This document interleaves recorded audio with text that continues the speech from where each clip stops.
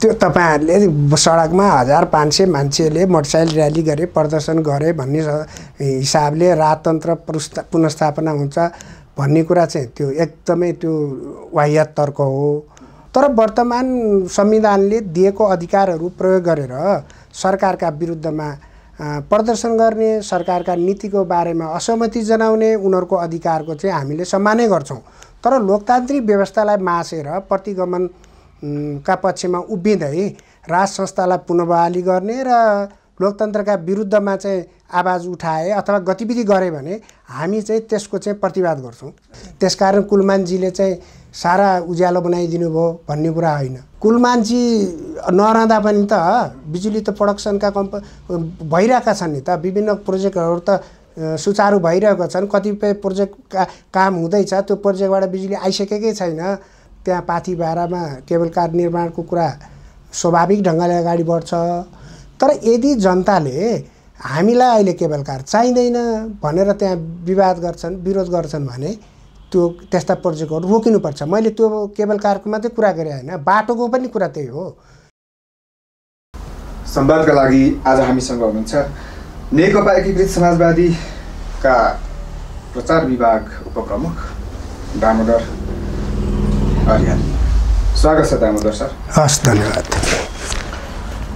पहिला तपाईँ नेकपा एमालेमा हुनुहुन्थ्यो, पार्टी विभाजन भयो, एकीकृत समाजवादीमा हुनुहुन्छ।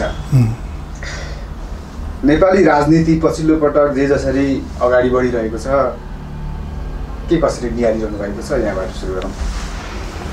हैन, अहिले हामी कम्युनिस्ट पार्टी एमालेबाट विद्रोह गरिसकेपछि हाम्रो पार्टी नेपाल कम्युनिस्ट पार्टी एकीकृत समाजवादी हामीले यो पार्टीलाई अगाडि लिएर गइरहेका छौं र अहिले हामी प्रतिपक्षमा छौं, पार्लिमेन्टमा पनि प्रतिपक्षमा छौं र खास गरी अहिले हाम्रो पार्टी चाहिँ संगठन निर्माणमा अलि धेरै संगठन निर्माणको काम अगाडि बढाइरहेका छौं र त्यसभन्दा बाहेक जनताका समस्याहरूलाई पार्लिमेन्टमा उठाउने र सुशासनको पक्षमा भ्रष्टाचारका विरुद्धमा हामी एउटा ठूलो अभियानको मुख्यमा छौं। गएको केन्द्रीय कमिटीको बैठकमा हामीले चाहिँ देशभरिका समस्याहरूलाई सूत्रबद्ध गरेर सरकारलाई घचघच्याउने, सरकारलाई चाहिँ ती जनताका मागहरू, जनताका समस्याहरू समाधान गराउने त्यो दिशामा पनि अहिले हामी काम गरिरहेका छौं। सरकारले भर्खरै मात्र 5-6 वटा अध्यादेश मार्फत संसदमा जुन छलफल गरिरहेको छ, भूमि व्यवस्था सम्बन्धी अध्यादेश बाहेक अन्य अध्यादेशहरू चाहिँ सुनवाई हुने क्रममा अगाडि बढिरहेको अवस्थामा तपाईको पार्टीले के कस्तो भूमिका खेलिरहेको छ, समर्थन विरोध के गरिरहेको छ? अध्यादेश भनेको संवैधानिक व्यवस्था नै हो। सरकारले पार्लिमेन्ट नबसिरहेको बेलामा अध्यादेश ल्याउन पाउने हाम्रो व्यवस्था नै छ। त्यसकारण अध्यादेशकै विरुद्धमा त हामी छैनौं। त्यो अध्यादेश सरकारको अधिकार हो भन्ने कुरामा पनि हामी सचेतै छौं। तर त्यो अध्यादेश चाहिँ कस्तो बेलामा ल्याउने हो? जतिखेर पार्लिमेन्ट बसेको हुँदैन, सरकारलाई तत्काल कुनै काम गर्नु पर्यो भनेदेखि त्यो अपरझटका लागि गरिएको एउटा व्यवस्था हो। तर अहिले सरकारले जसरी अध्यादेश ल्याएको छ त्यो टाइमिङको बारेमा हाम्रो चाहिँ विरोध छ। किन भन्दा पार्लिमेन्टलाई ठिक समयमा सञ्चालन नगर्ने, आह्वान नगर्ने, नबोलाउने र पार्लिमेन्टलाई धकेलेर अध्यादेश ल्याएर अनि तत्काल पार्लिमेन्ट बोलाउने खालको जुन ढङ्गको काम चाहिँ सरकारले गर्यो त्यसको चाहिँ हाम्रो विरोध हो। एउटा कुरा त्यो हो। टाइमिङको बारेमा हाम्रो विरोध छ। त्यसभन्दा बाहेक कतिपय अध्यादेशको चाहिँ तपाईको कन्टेन्टमा पनि हाम्रो विरोध छ। जस्तो अहिले तपाईले भनिहाल्नुभयो भूमि सम्बन्धी अध्यादेश अनि सामाजिक सञ्जालहरूलाई नियमन गर्ने सम्बन्धी जुन अध्यादेश छ त्यसको कतिपय कन्टेन्टमा पनि हाम्रो विरोध छ। त्यसभन्दा बाहेक चाहिँ टाइमिङमा चाहिँ हाम्रो विरोध छ र सरकारले ल्याएको कुनै पनि अध्यादेश चाहिँ अहिले हाम्रो पार्टीले समर्थन नगर्ने निर्णय गरेको छ। हामी यो अध्यादेशको पक्षमा चाहिँ पार्लिमेन्टमा सरकारलाई सघाउन सक्दैनौँ। अब हिउँदे अधिवेशनको सुरुवात हुँदै गर्दाखेरि प्रजातन्त्र दिवसको अवसर पारेर पूर्व राजा ज्ञानेन्द्र वीर विक्रम शाहले जुन वक्तव्य मार्फत आफ्ना अभिव्यक्तिहरू दिनुभयो त्यसप्रति चाहिँ नेकपा एकीकृत समाजवादीको धारणा के छ यो पहिला बताइदिनुहोस् त्यसपछि फेरि राजाका अभिव्यक्तिसँग जोडिएका अन्य प्रश्नहरू बारेमा छलफल गर्न सक्छौँ। अब राजाले सामान्य नागरिक बस्न मन्जुर गरेका कारणले हामीले राजाका विरुद्धमा त्यति हामी बोलिरहेका छैनौँ र लोकतन्त्रकै विरुद्धमा र अहिले वर्तमान राज्य व्यवस्थाकै विरुद्धमा राजाले गतिविधि गर्न थाले भने चाहिँ हामी यो राज्य व्यवस्थाको विरुद्धमा उनका गतिविधिको त प्रतिकार गर्छौँ नै र हाम्रो सरकारसँग यस सन्दर्भमा के माग पनि हो भने लोकतान्त्रिक व्यवस्थाका विरुद्धमा उनले चाहिँ आफ्नो गतिविधि तीव्र पारे, उनले आफ्ना भनाइहरू सार्वजनिक गरे र गतिविधि गरे भने चाहिँ राज्य व्यवस्था राज्यको विप्लवका सन्दर्भमा पनि कानुन छ हाम्रो अहिलेको वर्तमान व्यवस्थामा। त्यसकारण उहाँलाई गिरफ्तार गरेर कारबाही गर्नुपर्छ भन्ने मत हो हाम्रो। तर उनी लोकतन्त्रलाई मानेर वर्तमान व्यवस्थालाई मानेर एउटा सामान्य नागरिक जीवन बिताउन मन्जुर उनले जुन गरेका छन् त्यसैमा उनी कायम रहिरह्यो भने हामीले राजाका विरुद्धमा केही गर्नुपर्ने उहाँका भनाइका विरुद्धमा लागिरहनु पर्ने केही कुरा छैन। अब एकातिर तपाईँ व्यवस्थाका विरुद्धमा राजा अगाडि बढ्यो भने हामी चुप बस्दैनौँ भन्दै हुनुहुन्छ, अर्कोतिर यही व्यवस्था अन्तर्गत रहेका विभिन्न दल र दलका नेताहरू यही व्यवस्थालाई अन्त्य गर्नुपर्छ र अर्को व्यवस्था ल्याउनुपर्छ भनेर आन्दोलनरत छन्। राष्ट्रिय प्रजातन्त्र पार्टी हिजो मात्रै राजधानी कब्जा गर्ने जस्तो बाहिर चाहिँ मानिसहरूले त्यसरी चर्चा गरे। ठुलो मोटरसाइकल र्याली उनीहरूले निकालेर प्रदर्शन गरे र साथमा दुर्गा प्रसाई पनि देखियो। अब यस्तो हुन्छ, लोकतन्त्रमा सरकारको विरोध गर्न पाउने, सरकारका नीतिहरूको विरोध गर्न पाउने, सरकारका कार्यक्रमहरूको विरोध गर्न पाउने त्यो लोकतान्त्रिक अधिकारै हो।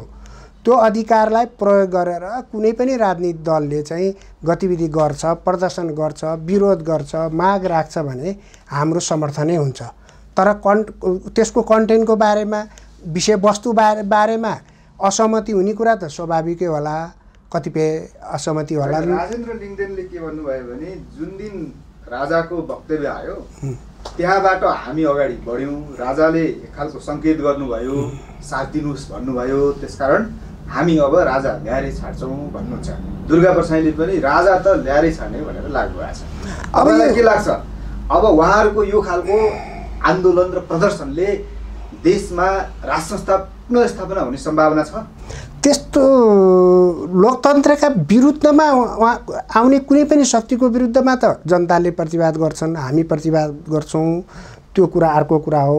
तर वर्तमान संविधानले दिएको अधिकारहरू प्रयोग गरेर सरकारका विरुद्धमा प्रदर्शन गर्ने, सरकारका नीतिको बारेमा असहमति जनाउने उनीहरूको अधिकारको चाहिँ हामीले सम्मानै गर्छौँ।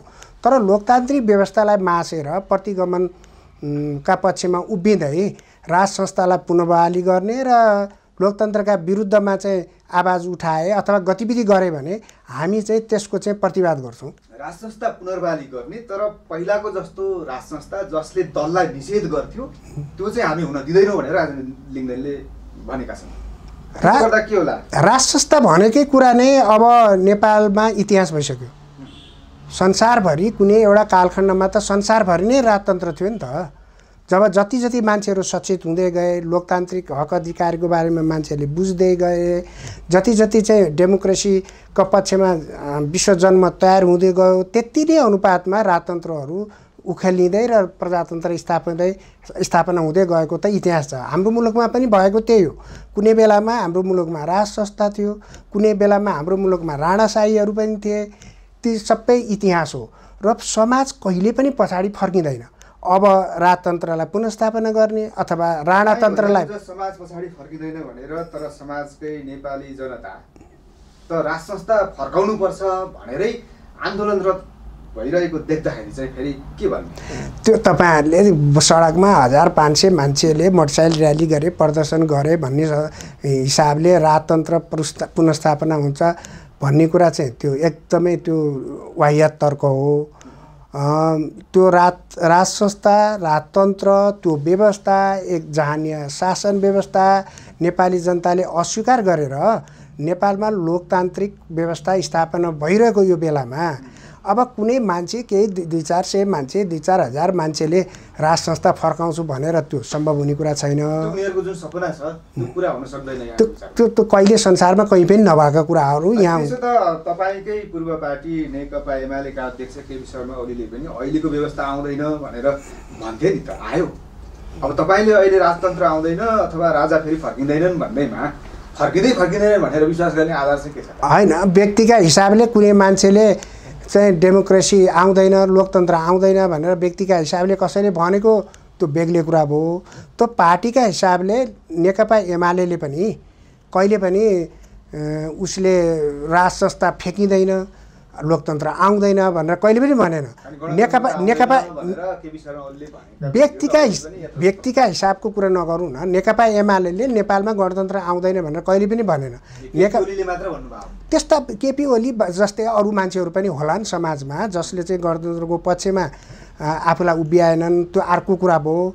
तर मैले फेरि पनि तपाईँलाई दोहोऱ्याएँ, पार्टीका हिसाबले नेकपा एमालेको गठन देखि नै नेकपा एमाले गणतन्त्र विरोधी नै राजनीतिक पार्टी हो र गणतन्त्र स्थापनामा नेकपा एमालेको पनि योगदान छ, नेपाली काङ्ग्रेसको पनि योगदान छ।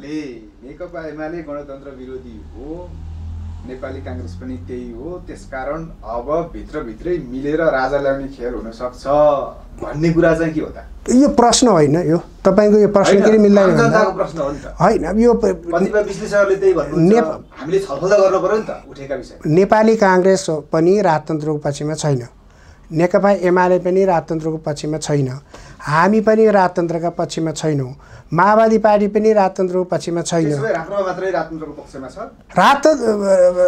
के अरे यो राप्रपा पनि वर्तमान संवैधानिक व्यवस्थाकै एउटा अङ्ग हो।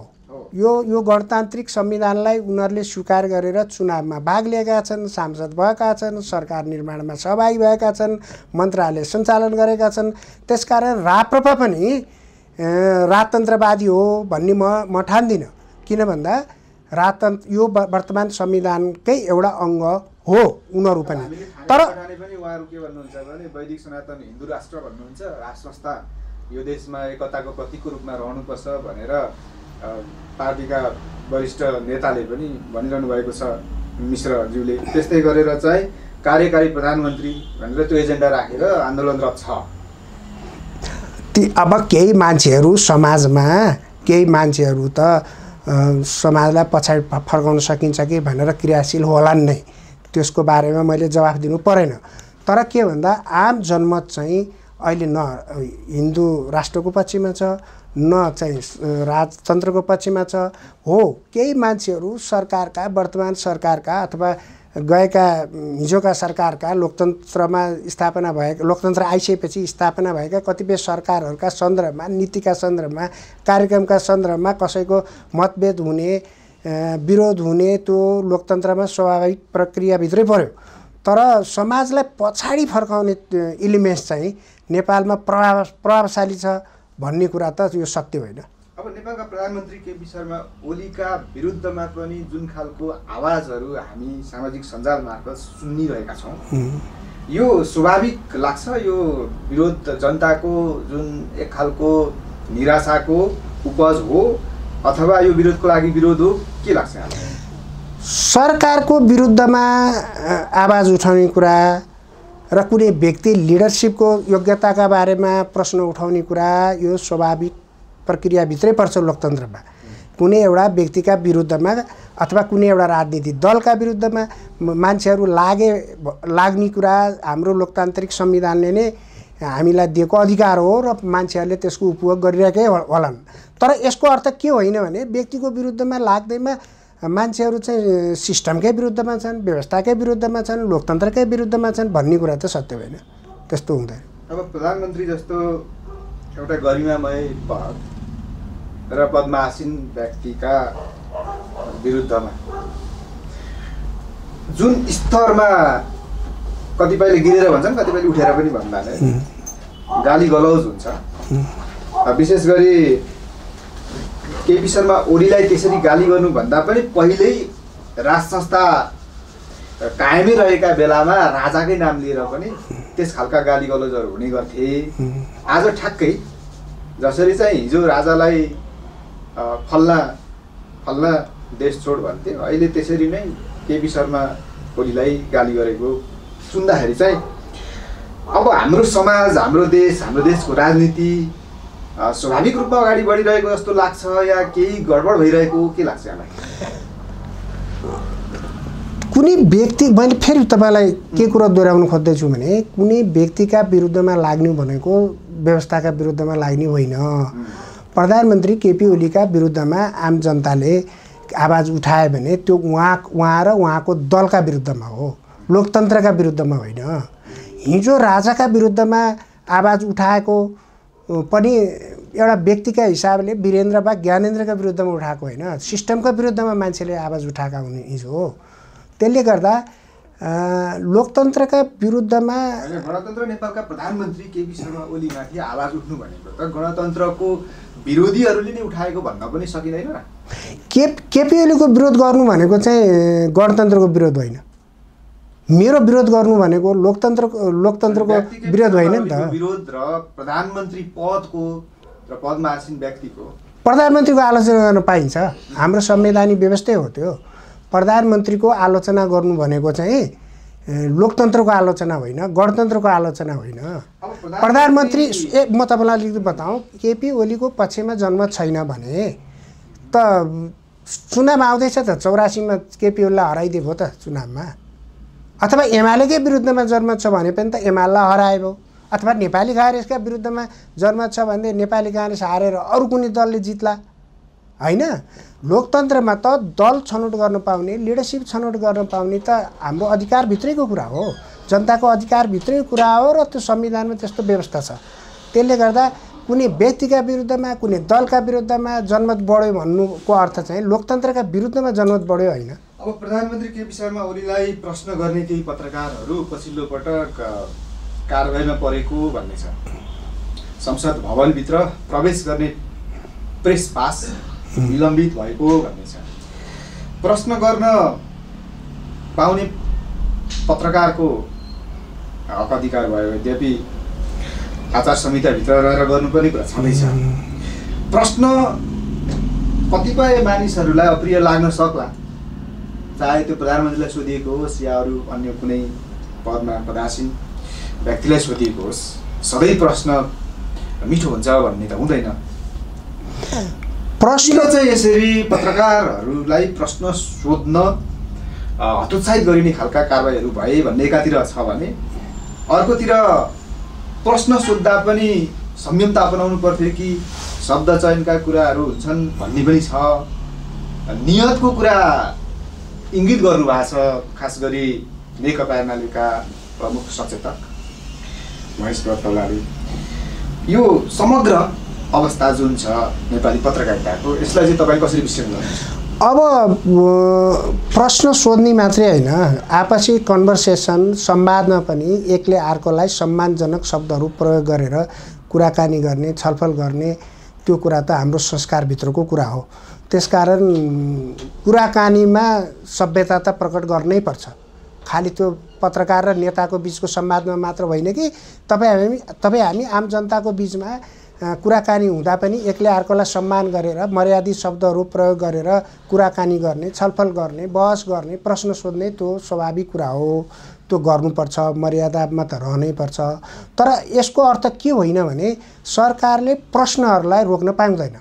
किन भन्दा प्रश्नहरू सोध्ने अधिकार छ, प्रधानमन्त्रीलाई होस्, मन्त्रीलाई होस्, राजनीतिक दलका नेताहरूलाई होस्, जसलाई पनि मिडियाले, पत्रकारले प्रश्न सोध्ने कुरा एकदमै हाम्रो अधिकारभित्रको कुरा हो। प्रश्नहरू रोक्न पाइँदैन।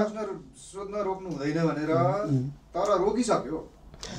प्रश्न सोध्ने ठाउँमा प्रवेश गर्ने जुन पास हो निलम्बित भइसक्यो दुईजना। त्यो हामी त्यस्तो कुराको चाहिँ हाम्रो पार्टीले विरोध गर्छ। हाम्रो पार्टीले प्रश्न सोध्ने कुरालाई चाहिँ निषेध गर्ने सरकारी प्रयत्न हो भने त्यो त हामी त विरोध गर्छौँ। हामी त लोकतन्त्रमा मान्छेले बोल्न पाउनुपर्ने, सोध्न पाउनुपर्ने, अधिकार प्राप्त निकायहरूसँग सूचना माग गर्ने अधिकार त हाम्रो संविधानले त्यो व्यवस्थै गरेको छ। त्यसकारण प्रश्न रोक्ने कुराको त हामी विरोध गर्छौँ, तर प्रश्न सोद्धाखेरि मर्यादित भाषाहरूको प्रयोग गर्ने, सम्मानजनक भाषाहरूको प्रयोग गर्ने, समाजलाई पाच्छे हुने भाषाहरूको प्रयोग गर्ने काम चाहिँ गर्नैपर्छ। जसले पनि, पत्रकारले मात्र होइन, सबैले एक आपसको कन्भर्सेसनमा पनि। त्यो घटना विशेषलाई लिएर थोरै समीक्षा गरौँ न। तपाईँले ती पत्रकारहरूले सोधेको प्रश्न सुन्नुभएको छैन पहिला?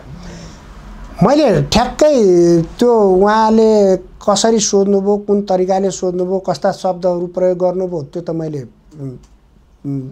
ठ्याक्कै सुनेको त छैन।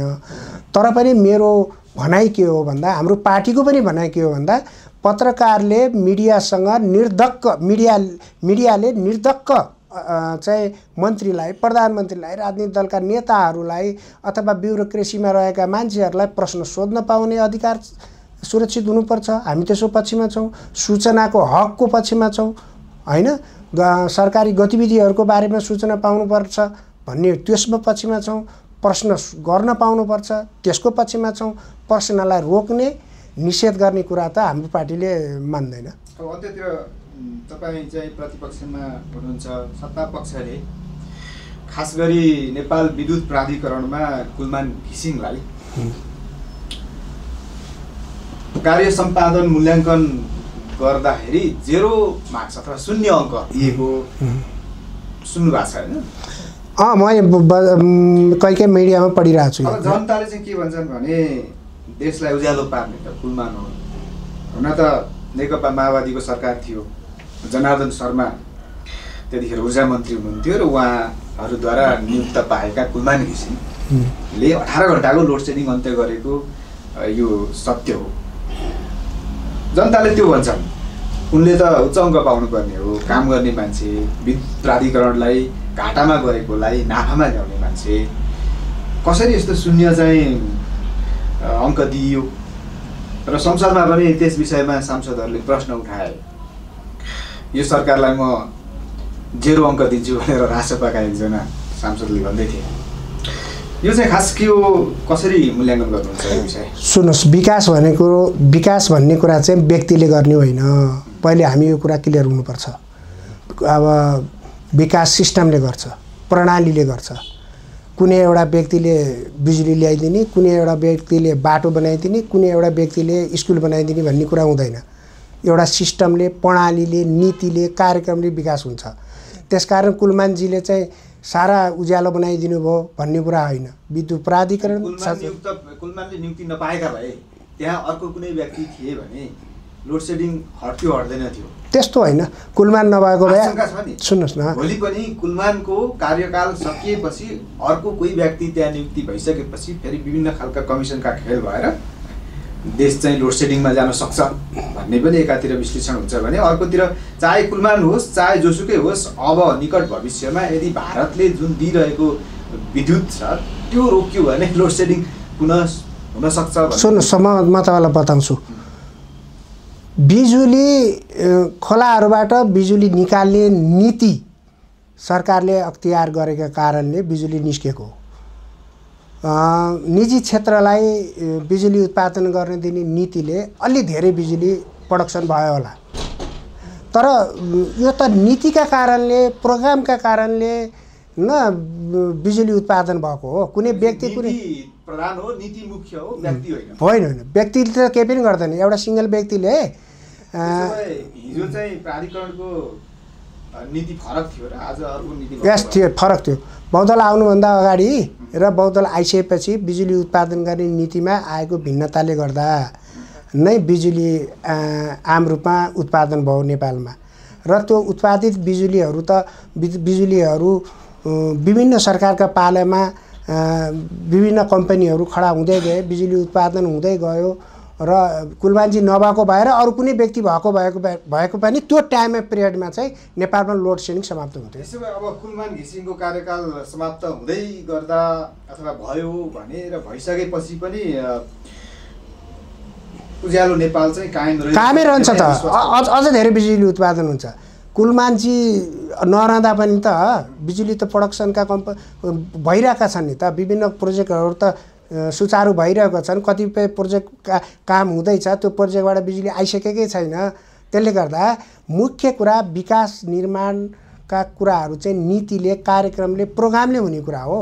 व्यक्तिहरू आउँदै जान्छन्, व्यक्तिहरू जाँदै जान्छन्। अन्त्यमा अर्को एउटा चर्चित विषय छ, निजी क्षेत्रबाट लगानी भएको ताप्लेजुङ जिल्लाको पाथिभरा मुकुमलुङ क्षेत्रमा जुन केबल कार बन्ने भन्ने छ, त्यसमा भएको स्थानीयहरूको विरोध र नेपाल सरकारले चन्द्र ढकाललाई केबल कार निर्माण गर्नका लागि दिएको अनुमति, त्यहाँ भएको विवाद, त्यसको समाधान, यो विषय पनि नेकपा एकीकृत समाजवादीको तर्फबाट र तपाईँ व्यक्तिगत तर्फबाट के धारणा छ त्यो पनि जनताले थाहा पाउन्। अब यस्तो हुन्छ के, विकास कसको लागि भन्ने कुरा चाहिँ पहिले बहस गर्नुपर्छ। विकास त जनताका लागि हो। जनतालाई विकास थोपरिनु पनि हुँदैन। जनताको चाहनामा, उनीहरूसँगको सरसल्लाहमा, उनीहरूलाई उनीहरूको आवश्यकतामा विकास गर्ने हो नि। त्यसले गर्दा पाथिभरामा चाहिँ केबल कार निर्माणको कुरा त्यहाँको स्थानीय समुदायहरूले ठिक छ यो गर्नुपर्छ भनेर भन्दा त्यहाँ पाथिभरामा केबल कार निर्माणको कुरा स्वाभाविक ढङ्गले अगाडि बढ्छ। तर यदि जनताले हामीलाई अहिले केबल कार चाहिँदैन भनेर त्यहाँ विवाद गर्छन्, विरोध गर्छन् भने त्यो त्यस्ता प्रोजेक्टहरू रोकिनुपर्छ। मैले त्यो केबल कारको मात्रै कुरा गरेँ होइन, बाटोको पनि कुरा त्यही हो, स्कुलको कुरा पनि त्यही हो, अस्पतालको कुराहरू पनि त्यही हो। जति पनि विकासका कुराहरू छन् जनतासँग जोडिएर, जनताको आवश्यकतासँग जोडिएर, जनतासँग सरसल्लाह गरेर, छलफल गरेर विकास हुनुपर्छ। जनता एकतिर र विकास अर्कोतिर भयो भने त्यो विकासको प्रतिफल चाहिँ जनताले पाउँदैन। त्यसले गर्दाखेरि जनताले नचाहेको विकास, जनताले नखोजेको काम चाहिँ सरकारले गर्नु हुँदैन। र त्यहाँको सन्दर्भमा त्यहाँको समुदायले यहाँ केबल कार आवश्यक छ भनेर ठान्दा त्यो केबल कार त्यहाँ सञ्चालन गर्नु जायजै हुन्छ। यदि त्यहाँको समुदायले अहिले हामीलाई यहाँ केबल कार आवश्यकता छैन र यसले चाहिँ हामीलाई फाइदा पुग्दैन, त्यसकारण यो हामी यसको पक्षमा छैनौँ भनेर जनताहरूले भन्यो भने त्यो केबल कारको प्रोजेक्ट चाहिँ सरकारले रोक्नुपर्छ। हुन्छ, अन्त्यमा एउटा मात्रै प्रश्न गरेर बिताउन चाहन्छु। नेपाल सरकारको प्रतिपक्षमा तपाईँहरू हुनुहुन्छ। अहिले नेपाल सरकारले जे कामहरू गरिरहेको छ नि त्यसप्रति तपाईँहरू कति सन्तुष्ट हुनुहुन्छ? हामी अहिले सरकारका कामहरूबाट सन्तुष्ट चाहिँ छैनौँ। किन छैनौँ भन्दा जुन गतिले यत्रो पार्लिमेन्टमा लगभग 2/3 सरकार छ नि त अहिले त होइन, यसले त धेरै काम गर्नु पर्थ्यो। विकास निर्माणका गतिविधिहरू अझ तीव्र हुनु पर्थ्यो, सुशासन अझ राम्रोसँग हुनु पर्थ्यो। न त सुशासनका सन्दर्भमा यो सरकार सफल भएको छ, न त विकास बजेट खर्च गर्ने सन्दर्भमा यो सरकार सफल भएको छ, न त नयाँ नयाँ प्रोजेक्टहरू ल्याउने कुरामा यो सरकार सफल भएको छ, न त विदेश नीतिमै पनि यो सरकार सफल भएको छैन। अहिले बीआरआईमा जुन खालको सम्झौता चाहिँ केपी ओलीले गर्नुभयो, बीआरआईमा सामेल हुने खालको सम्झौता त उहाँले गर्नुभयो, तर बीआरआई प्रोजेक्ट एउटा पनि लागू भएको छैन अथवा बीआरआई अन्तर्गतको एउटा पनि प्रोजेक्टमा साइन भएको छैन नेपाल र चीनको बिचमा। त्यसकारण फरेन पोलिसीमा पनि हाम्रा दुवै छिमेकी देशहरू त्यति सन्तोष, अहिले वर्तमान सरकारको विदेश नीतिसँग त्यति सन्तोष भएको जस्तो लाग्दैन। त्यसकारण हरेक क्षेत्रमा यो सरकार असफल भएको छ र हामीले यो कुरा चाहिँ पार्लिमेन्टमा पनि हाम्रा सांसदहरूले उठाइरहनु भएको छ र प्रतिपक्षमा हुन्छ। त्यसकारण यो भन्नुलाई स्वाभाविक रूपमा जनताले बुझ्नेछन्, तर केही भएकै छैन भन्ने पनि अत्युक्ति हुन्छ कि भन्ने नेकपा एमाले र नेपाली काङ्ग्रेसले त भन्छन् नि त। हामी त काम गरिरहेका छौँ भन्छ। नेकपा एमालेका प्रमुख नै चाहिँ प्रधानमन्त्री हुनुहुन्छ, नेपाली काङ्ग्रेसका सभापति शेरबहादुर देउवाले त यो सरकारले राम्रो काम गरिरहनु भएको छ भनेर सार्वजनिक रूपमा सरकारको प्रशंसा गरिरहनु भएको छ। त्यसो भए त्यो खालि बहाना मात्रै हो, त्यो खास सत्यता छैन उहाँको भनाइ। त्यो त तपाईँ हामीले देखिरहेका छौँ त। यो सरकार बनेपछि कुन एउटा नयाँ प्रोजेक्ट सञ्चालनमा आयो त? छैन नि त। जस्तो पुराना चलिरहेका प्रोजेक्टहरू पनि त तीव्रतम ढङ्गले जुन ढङ्गले काम हुनुपर्थ्यो त्यो भएको छैन। तपाईँलाई उदाहरणको लागि भनौँ, बुटोलदेखि नारायणघाटदेखि बुटोलसम्मको सडक को ढिलासुस्ती त हामीले देखिरहेकै छौँ। फास्ट्यागका कामहरूको ढिलासुस्ती देखिरहेका छौँ। त्यसमा रकम छैन भनिन्छ, त्यसकारण हो या सरकारले गर्न नचाहेरै हो त, के हो त? अब रकम छैन, पैसा छैन अथवा इच्छा शक्ति छैन सरकारको, त्यो त सरकारले जान्ने कुरा भयो होइन। 27 अर्बको चाहिँ सार्वजनिक ऋण पुगिसक्यो भनेर भन्छन्। हिजो नेपाली काङ्ग्रेसका युवा नेता विद्यार्थी कालमा जसरी यो देशमा विकास भएन, विकास गरिएन, यसो गर्नुपर्थ्यो, नेताहरूले प्रधानमन्त्रीले फल्नाले यसो गर्नुपर्छ भनेर विरोध गर्थे, ती अहिले स्वास्थ्य मन्त्री छन्। उनले आफै के भनेर स्वीकारे भने हामीले बाहिर बसेर बोले जस्तो सहज हुने रहेन रहेछ, विभिन्न समस्या हुने रहेछन्, आर्थिक समस्या हुने रहेछ, नीतिगत कानुनी समस्याहरू हुने रहेछन् भनेर त स्वीकारिसके। सरकार सञ्चालन गर्ने भनेको सजिलो कुरा त होइन, समस्याहरू होलान् होइन, तर त्यो समस्याहरूबाट मुलुकलाई मुक्त गर्ने काम त फेरि पनि सरकारकै हो नि त। सरकारको क्षमतामा भर पर्ने कुरा हो। ए सरकार चाहिँ को इच्छा शक्ति चाहिँ अलिकति दृढ भयो भने विकास निर्माणका गतिविधिहरू, सुशासनका पक्षमा गतिविधिहरू अगाडि बढ्छन्। यदि सरकारको इच्छा शक्ति कमजोर भयो र सरकारले म्यानेज गर्न सकेन भने त यो त सरकारको असक्षम भन्ने कुरा प्रमाणित हुन्छ। त्यसकारण सरकारमै रहेका मान्छेहरूले हामीले काम गर्न सक्दैनन् भनेर स्वीकार गरे भने त हामीले भनिरहेको कुरा त प्रमाणित भयो त, यो सरकारले काम गर्न सक्दैन। यसो गठनदेखि नै हामीले भने हो यो सरकारले काम गर्न सक्दैन, यो सरकार चाहिँ दृढ इच्छा शक्तिका साथ अगाडि आएको छैन, यो सरकार चाहिँ भ्रष्टाचार सुशासन भ्रष्टाचारको उन्मूलन गर्ने र सुशासन स्थापना गर्नको लागि सिरियस छैन भनेर हामीले सुरुदेखि जे भनेको कुरा त अहिले वर्तमान मन्त्री परिषदकै सदस्यहरूले स्वीकार गरे भने त हामीले भनेको कुरा त सत्य साबित भयो त। हस्, यहाँको अमूल्य समय र विचारका लागि आभार प्रकट गर्दै अहिले बिदा हुन चाहन्छौँ। नमस्कार। धन्यवाद।